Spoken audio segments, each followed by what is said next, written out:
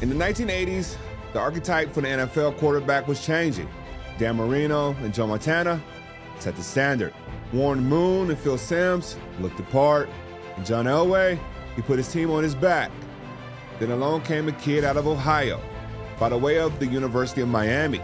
His motion was unorthodox. His arm strength was questioned. But none of that mattered when the game was on the line. He was smart, tough, accurate, and unshakable. A quarterback who gave Cleveland his best shot at glory in a generation. I'm Steven Jackson, and in this episode of Legends, we look back at Bernie Kosar, the hometown kid who carried the Browns into contention.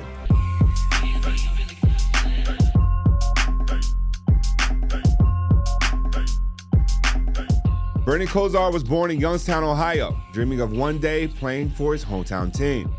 At the University of Miami, Bernie became one of the most accurate and cerebral passers in the country. As a redshirt freshman in 1983, Kosar led the Hurricanes to a national championship game against college football's dominant dynasty, the Nebraska Cornhuskers.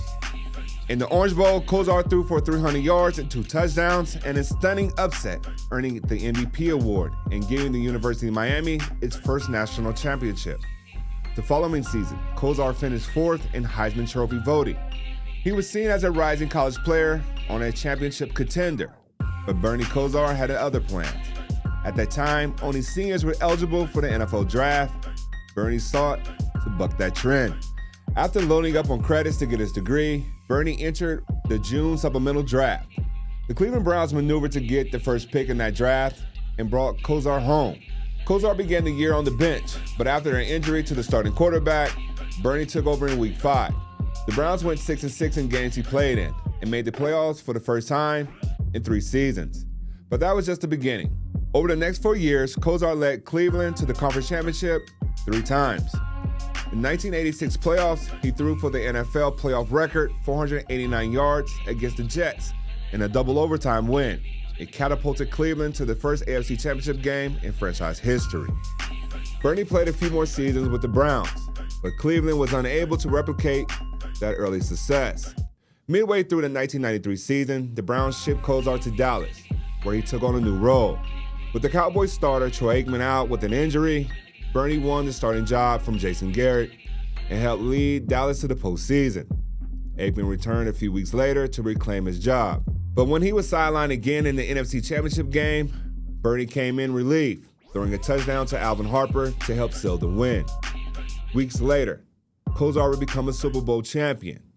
Following that championship run, Bernie spent 3 seasons in Miami, backing up Dan Marino before retiring in 1996. Kosar would finish his career with more than 23,000 passing yards, 124 touchdowns. He made a Pro Bowl, won a national title, and earned a Super Bowl ring. But numbers only tell part of the story. Bernie Kosar wasn't the fastest or the strongest. What stood out was his poise. He was smart, he was steady, and he was damn sure clutch when it mattered the most. He made the Browns contenders and gave Cleveland fans something to believe in. And that's why Bernie Kosar is a legend.